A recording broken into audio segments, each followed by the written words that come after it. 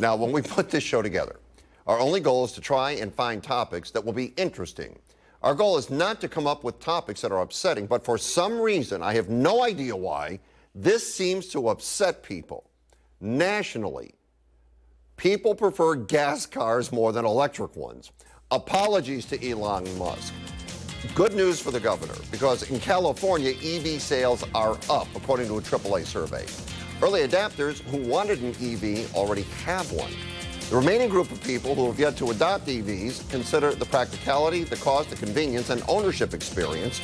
And for some, those are big enough hurdles to keep them from making the jump to fully electric. All right, Stephanie, does it matter what kind of car you drive? I think you should have choice. Isn't that the whole reason we live in America and that we fought for our freedoms and that there's so many choices? I mean, I've learned over the years, I'm a hybrid driver. I need the gas when I need it. I love the electric when I can get it. But we also tow big things. I tow horse trailers, and I'm sorry, there's no electrical vehicle that's going to tow my 10,000-pound trailer. So I love the choice. Chauncey. I agree with Stephanie. I did an analysis last month. I was looking for a new vehicle. I looked at a Tesla.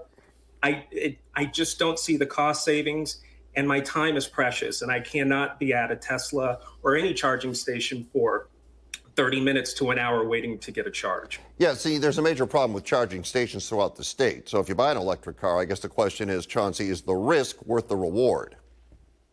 Well, in this desert, there's a risk if that battery dies and you're out here in 110-degree weather.